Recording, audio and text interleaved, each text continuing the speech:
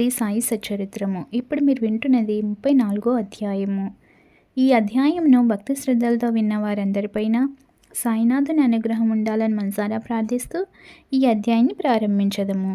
ఈ అధ్యాయంలో కూడా ఊది మహిమ వర్ణితము. ఊది ధరించినంత మాత్రమున ఎట్టి ఫలములు కలిగెనో చూతుము. డాక్టర్ గారి మేనల్లుడు. నాసిక్ జిల్లాలోని మాలేగాంలో ఒక డాక్టర్ ఉండెను. ఆయన వైద్యంలో పట్టభద్రులు. వారి మేనల్లుడు నయము కానట్టి రాచకురుపుతో బాధపడుచుండెను. డాక్టర్ గారితో పాటు ఇతర డాక్టర్లు కూడా నయము చేయ ప్రయత్నించరి, ఆపరేషన్ చేసరి, కానీ ఏమాత్రము మేలు జరగలేదు. కుర్రవాడు మిగుల బాధపడుచుండెను. బంధువులు, స్నేహితులు, తల్లిదండ్రులను దైవ సహాయం కోరుమనిరి. షిరిడి సాయిబాబాను చూడుమనిరి. వారి దృష్టిచే అనేక కఠిన రోగములు నయమయ్యనని బోధించిరి. తల్లిదండ్రులు షిరిడీకి వచ్చిరి. బాబా పాదములకు సాష్టాంగ నమస్కారం చేసరి. కుర్రవాణిని బాబా ముందుంచిరి. తమ బిడ్డను కాపాడుమని అధిక వినయ గౌరవములతో వేడుకొనిరి. దయార్ద్ర హృదయుడగు బాబా వారిని ఓదార్చి ఇట్లనెను: ఎవరైతే ఈ మసీదుకు వచ్చెదరో వారెన్నడూ ఈ జన్మలో ఏ వ్యాధి చేతను బాధపడరు. కనుక హాయిగా నుండుడు. కురుపుపై ఊదిని పూయుడు. 1 వారము రోజులలో నయమగును. దేవుని యందు నమ్మకముంచుడు. ఇది మసీదు కాదు, ఇది ద్వారవతి. ఎవరైతే ఇందు కాలు మోపెదరో వారు ఆరోగ్యమును ఆనందమును పొందెదరు. వారి కష్టములు గట్టెక్కును. వారు కుర్రవాణిని బాబా ముందు కూర్చుండబెట్టిరి. బాబా ఆ కురుపు మీద తన చేతిని త్రిప్పెను. ప్రేమాస్పదమైన చూపులను ప్రసరింపచేసెను. రోగి సంతుష్టి చెందెను. ఊది రాయగా కురుపు నెమ్మదించెను. కొద్ది రోజుల పిమ్మట పూర్తిగా మానిపోయెను. తల్లిదండ్రులు కుర్రవాణితో కూడా బాబాకు కృతజ్ఞతలు తెలిపి షిరిడీ విడిచిరి. బాబా ఊది ప్రసాదము వల్లను వారు దయాదృష్టి వల్లను రాచకురుపు మానిపోయినందులకు వారు మిగుల సంతసించిరి. ఈ సంగతి విని కుర్రవాణి మామయ్యకు డాక్టర్ ఆశ్చర్యపడి బొంబాయి పోవచ్చు మార్గమున బాబాను చూడగోరెను. కానీ మాలేగాంలోను మన్మాడ్లోను ఎవరో బాబాకు వ్యతిరేకముగా చెప్పి అతని మనసును విరిచిరి. కావున అతడు షిరిడీకి పోవుటకు మానుకొని తిన్నగా బొంబాయి చేరెను. తనకు మిగిలియున్న సెలవులు అలీబాగ్లో గడుపవలెననుకొనెను. బొంబాయిలో 3 రాత్రులు వరుసగా ఒక కంఠధ్వని, ఇంకనూ నన్ను నమ్మవా అని వినిపించెను. వెంటనే డాక్టర్ తమ మనస్సును మార్చుకొని షిరిడీకి పోవ నిశ్చయించుకొనెను.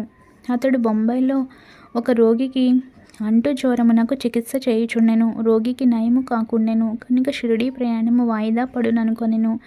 కానీ తన మనస్సులో బాబాను పరీక్షించదలచి రోగి యొక్క వ్యాధి ఈనాడు కుదిరినచో రేపే షిరిడీకి పోయేదను అని అనుకొనెను. జరిగిన చిత్రమేమన్నా సరిగా మనోనిశ్చయము చేసినప్పటి నుంచి జ్వరము తగ్గుటకు ప్రారంభించి త్వరలో సామాన్య ఉష్ణతకు దిగెను.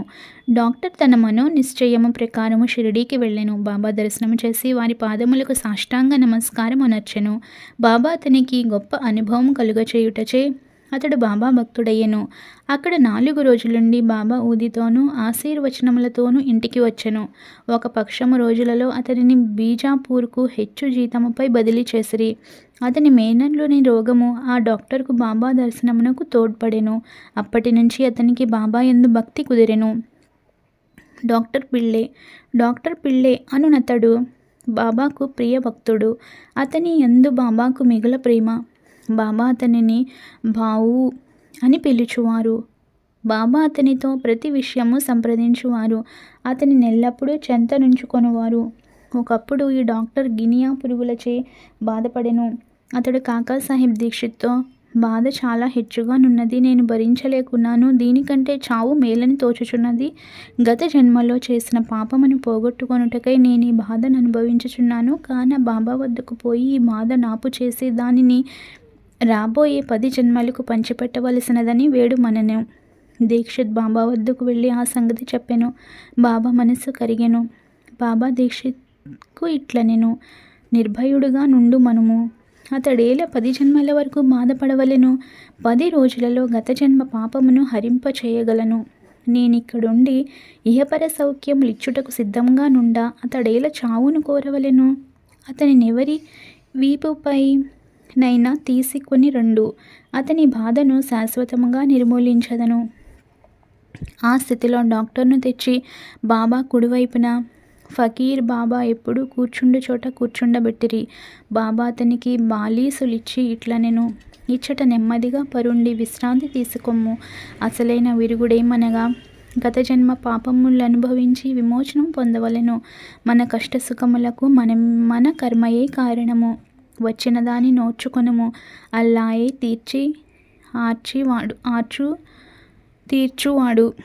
వాని నెల్లప్పుడూ ధ్యానించుము. అతడిని క్షేమమును చూచుము. వారి పాదములకు శరీరము, మనస్సు, ధనము, వాక్కు సమస్తము అర్పింపుము. అనగా సర్వస్వ శరణాగతి వేడుము. అటుపై వారేమి చేసదరో చూడుము. నానాసాహెబు కట్టెననియు కానీ గుణం ఇవ్వలేదనియు డాక్టర్ పిళ్ళే చెప్పెను. బాబా ఇట్లా నేను నానా తెలివి తక్కువపాడు. కట్టు విప్పుము, లేనిచో చచ్చదవు. అప్పుడే ఒక కాకి వచ్చి పొడుచును. అప్పుడు నీ కురుపు నయమగును. ఈ సంభాషణ జరుగుచుండగా అబ్దుల్ వచ్చి మసీదు శుభ్రము చేసి దీపములు బాగు చేయుచుండగా అతని కాలు సరిగా పిళ్ళే కురుపు మీద హఠాత్తుగా పడెను. కాలు వాచి ఉండెను. దానిపై అబ్దుల్ కాలు పడగానే అందులో నుంచి 7 పురుగులు నొక్కబడి బయటపడెను. బాధ భరింపరానిదిగా ఉండెను. డాక్టర్ పిళ్ళే బిగ్గరగా ఏడవసాగెను. కొంతసేపటికి నెమ్మదించెను. అతనికి ఏడ్పు నవ్వు ఒకటి తర్వాత ఇంకొకటి వచ్చుచుండెను. బాబా ఇట్లనెను, చూడుడు, మన అన్న జబ్బు కుదిరి నవ్వుచున్నాడు. పిళ్ళే, కాకి ఎప్పుడు వచ్చినా నేను. బాబా ఇట్లు జవాబునిచ్చెను, నీవు కాకిని చూడలేదా? అది తిరిగి రాదు. అబ్దుల్లాయే ఆ కాకి. ఇప్పుడు నీవు పోయి వాడాలో విశ్రాంతి గొనుము. నీవు త్వరలో బాగయ్యెదవు. ఊది పుయ్యట వలన దాన్ని తినుట వలనను ఏ చికిత్స పొందకయే ఔషధమును పుచ్చుకొనకయే వ్యాధి పూర్తిగా 10 రోజులలో బాబా చెప్పిన ప్రకారముగా మానిపోయెను. శ్యామ మరదలు. శ్యామ తమ్ముడు బాపూజీ సావుల్ విహిర్ దగ్గర నుండువాడు. ఒకనాడతని భార్యకు ప్లేగు తగిలెను. ఆమెకు తీవ్రమైన జ్వరము వచ్చెను. చంకలో 2 బొబ్బలు లేచెను. బాపాజీ శ్యామ వద్దకు పరిగెత్తి వచ్చి సహాయపడుమనెను. శ్యామ భయపడెను. కానీ యథాప్రకారము బాబా వద్దకు వెళ్ళెను. సాష్టాంగ నమస్కారం చేసి వారి సహాయం కోరెను. వ్యాధిని బాగు చేయమని ప్రార్థించెను. తన తమ్ముని ఇంటికి పోవుటకు అనుజ్ఞ నిమ్మనెను. బాబా ఇట్లనెను, ఈ రాత్రి సమయమందు వెళ్ళవద్దు. ఊది పంపుము. జ్వరము గాని బొబ్బలను గాని లక్ష్యపెట్టనవసరం లేదు. మన తండ్రియును యజమానియు ఆ దైవమే. ఆమె వ్యాధి సులభముగా నయమగును. ఇప్పుడు వెళ్ళవద్దు. రేపటి ఉదయము వెళ్ళుము. వెంటనే తిరిగి రమ్ము. శ్యామకు బాబా ఊది యందు సంపూర్ణ విశ్వాసముండెను. బాపాజీ ద్వారా దానిని పంపెను.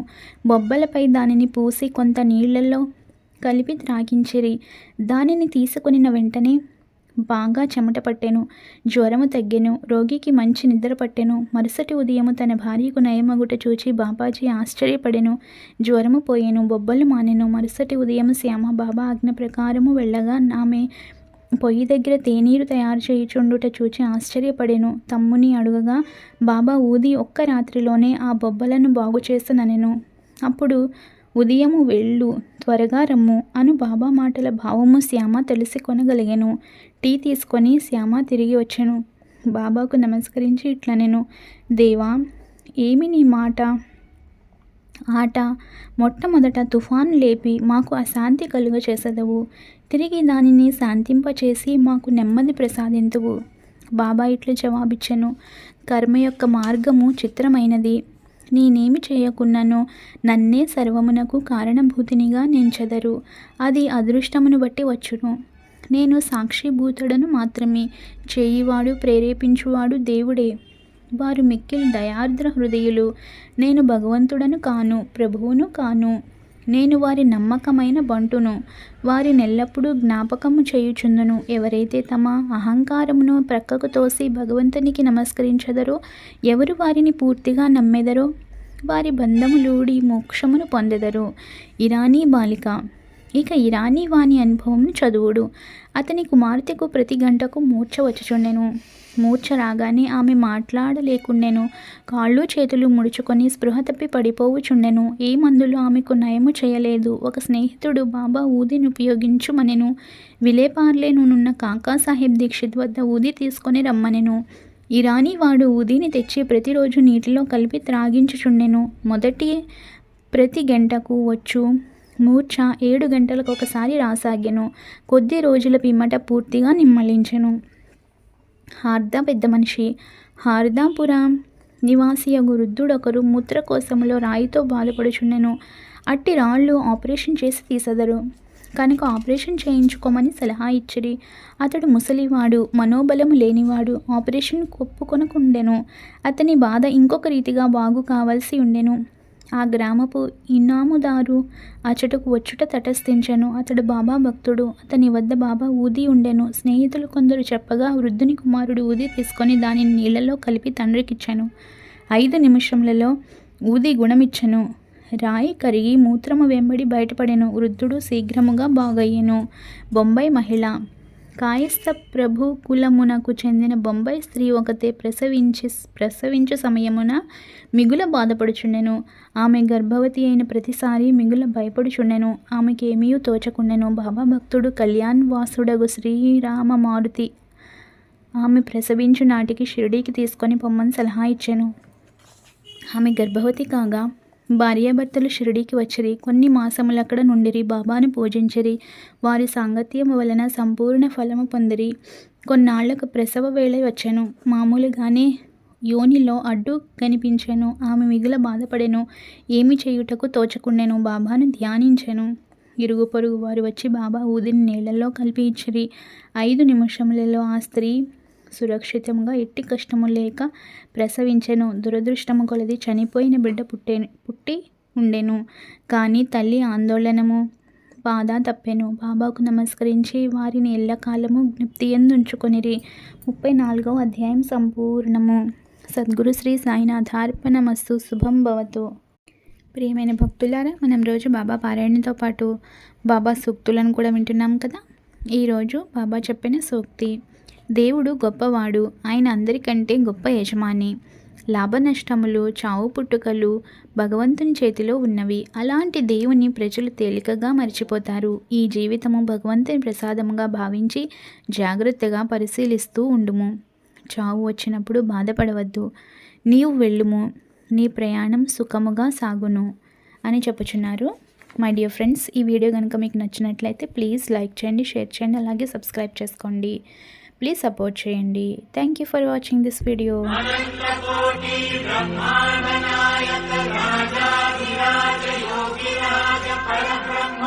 శ్రీ సచ్చిదానంద సద్గురు